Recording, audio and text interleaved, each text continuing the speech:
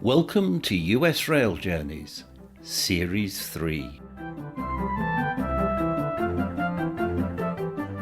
It's been a long time coming, but with the easing of travel restrictions, I have been able to make the journeys I had originally planned for the spring of 2020. Join me as I travel 6,684 miles with Amtrak across the United States. First, I take the Silver Star from Miami to New York, then the Crescent from New York to New Orleans. Next, I take the Texas Eagle from Los Angeles via San Antonio to Chicago. Then it's the Lakeshore Limited from Chicago to New York. And finally, the Acela from New York up to Boston.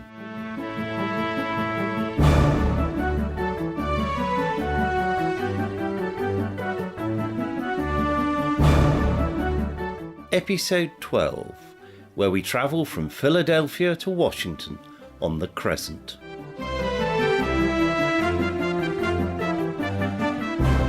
As we sit here at Philadelphia Station, the cafe attendant is hard at work sorting out the boxes that make up the trays for the cafe customers to take their food back to their seats.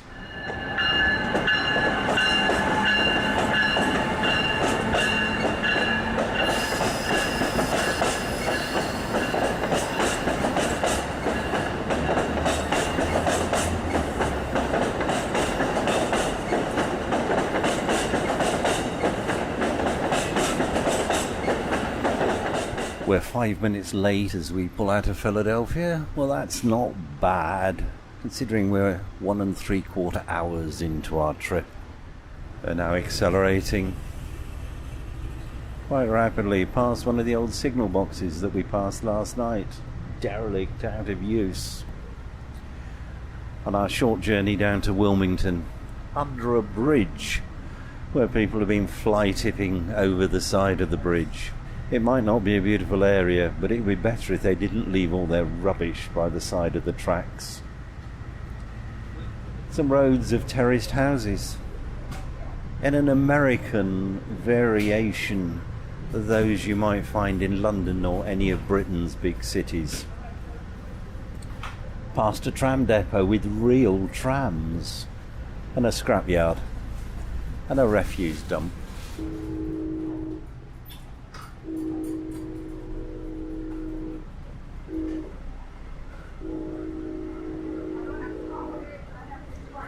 We're passing through a nicer area at the moment. Some nice well-kept clapboard houses, a lot of American flags out on the lawns, and our driver hard on his horn. Just past a few streets of very nice houses coming down to the railway.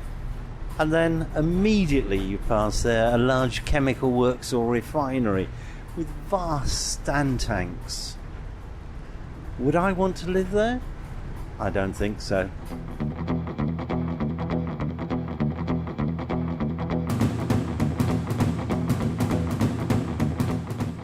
We're now running alongside the Delaware River. Ships going up and down, heavily laden with containers. Some recreation areas by the river, very large puddles in the car parks. It must have rained quite heavily all the way down here today. We're now heading away from the river and into Wilmington. Car parks outside the works that were empty yesterday now full of cars. Past an Amtrak depot. Now we're into housing, possibly apartment blocks, some terraced houses, a water tower, again festooned with mobile phone aerials. Past a very grim looking building with what looked like razor wire. Almost looked like a prison. As I've said before, the railways always are in the depressing part of town. But here we are, into Wilmington Station. 2 hours into our journey and a scheduled 23 hours, but actually 21.5 hours after we were last here, we reached the largest city in Delaware. It has a population of 70,898 in the 2020 census. It was built on the site of Fort Christina, the first Swedish settlement in North America, and is where the Christina and Brandywine rivers meet. Wilmington was named by Thomas Penn after his friend Spencer Compton, the Earl of Wilmington, a prime minister during the reign of George II. The station, first opened in 1908, serves 9 Amtrak routes. According to the platform indicator board, we were at last call. We're now beyond last call because we're starting to move out of Wilmington Station. There's what looks like an old mill or something like that just outside Wilmington Station, brick built. Probably a warehouse actually, but it's now the Delaware State University buildings. Nice to see an old building brought back to life.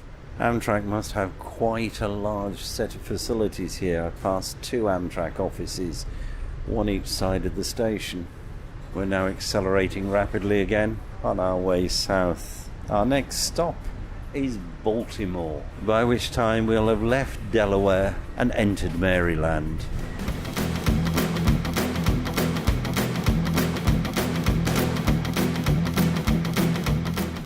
I said we're accelerating and the train was a bit jolty a few moments ago. According to my speedometer, we're doing 105 miles an hour. So this must be a good high-speed bit of track. I do wonder though whether these trains were built to expect 105 miles an hour. I realise they're perfectly safe, but I don't think anything travelled at this speed when these cars were built. Just passed through the station at that little place I mentioned yesterday, Newark in Delaware. People in the United States eat far earlier than they do in the UK. It's 4:40 and the train crew are already taking people's flexible dining dinners to them.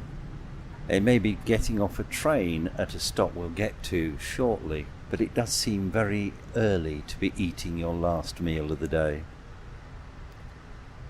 We've now just about come to a halt. Must be a signal, as we're slowly accelerating again.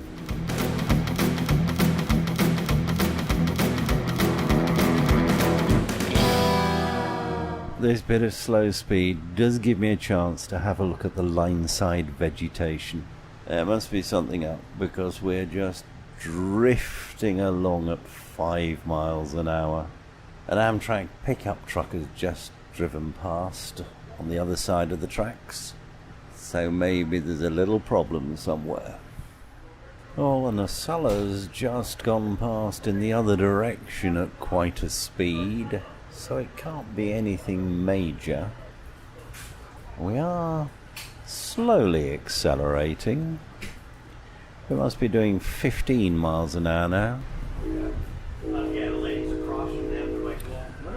We've just changed tracks. It makes me wonder whether there's some track work going on, because we're on the wrong side for the United States. The right side, of course, which is the left-hand side if you're in the UK.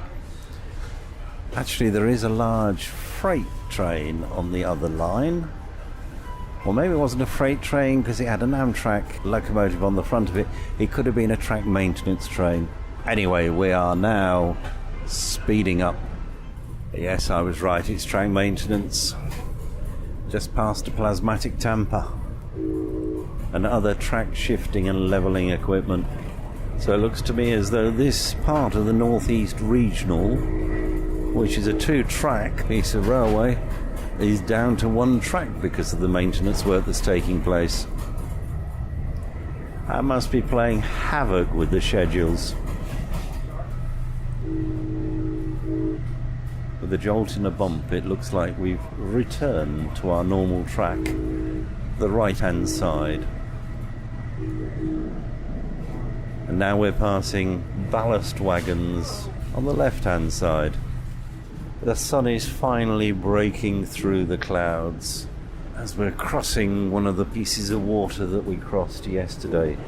What I hadn't noticed is the piers of an old bridge that's long gone. Unlike much of the US railway network, I've noticed that this Amtrak-owned stretch on the Northeast Corridor uses concrete sleepers. Go on to many of the other networks and they're still using wooden sleepers. Of course, it could be these days that people would tell you that wooden sleepers are environmentally better than concrete ones. Be an interesting thing to consider.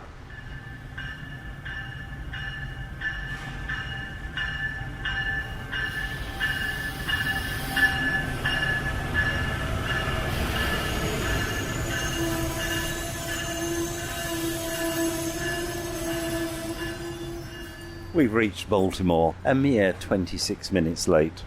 Baltimore's population of 585,708 in the 2020 census is the largest in Maryland and the 30th largest in the United States.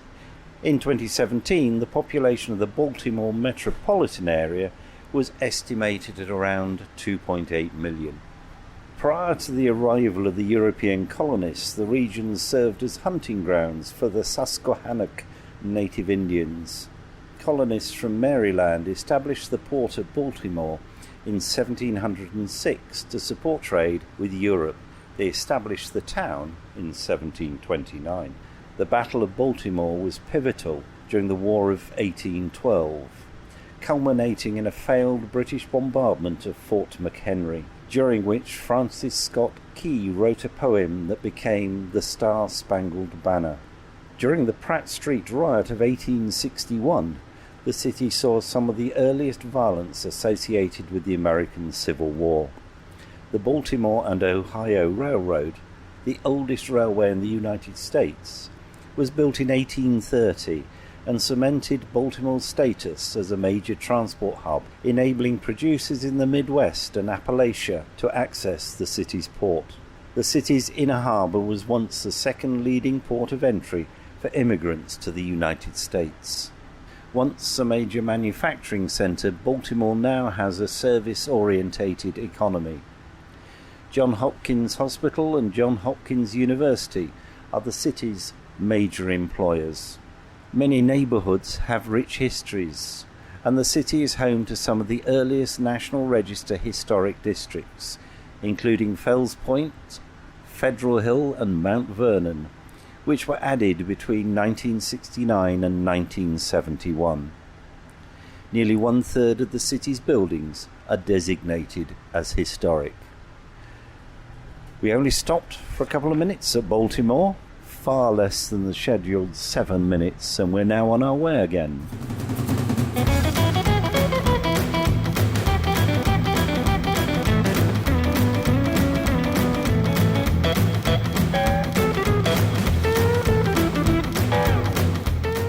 We've just passed through the tiny suburban station called West Baltimore. Looks like the platform was long enough for maybe a 2-car train. Not much more. We've just passed through BWI Airport Station, an intermodal passenger station near the Baltimore-Washington International Airport. The station is served by some of the Amtrak trains and also the MARC Penn Line regional trains. There are also several local bus lines there.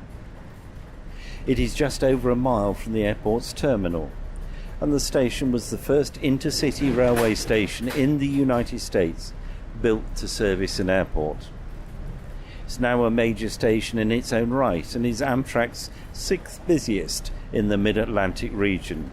It's the 3rd busiest in the Baltimore-Washington corridor and the 12th busiest nationwide. Located roughly halfway between Baltimore and Washington, it's used by Amtrak passengers travelling to both cities. It was originally opened in October 1980 and was rebuilt in 2019. Over 751,200 Amtrak passengers used the station in 2019.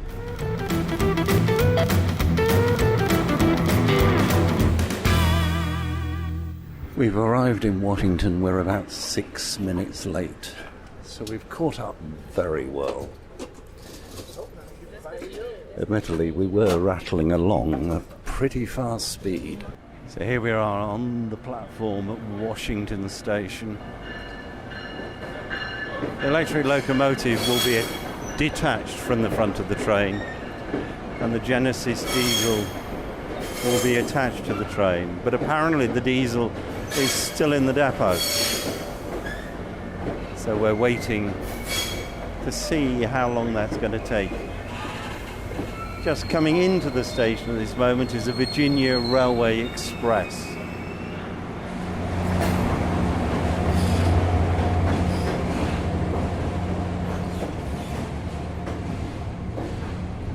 Well, the Virginia Railway Express is diesel powered.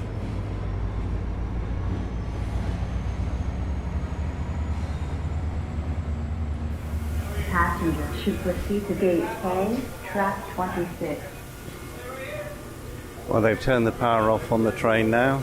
They're disconnecting the electric locomotive, ready for the diesel locomotive to attach itself in a few minutes.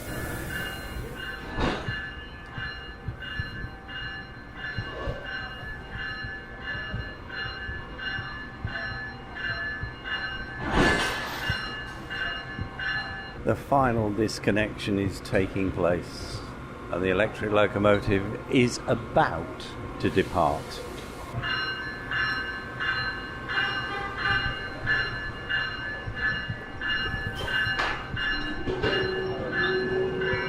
It has disconnected. Move forward a few feet.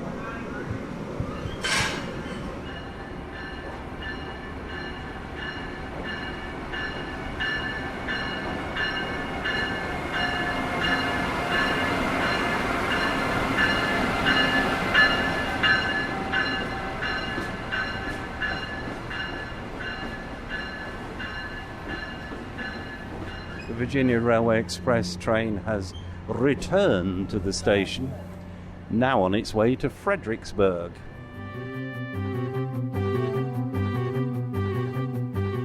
The man with the microphone thanks the passengers and crew on train 19, the Crescent, which departed from Penn Station on Monday the 27th of June 2022.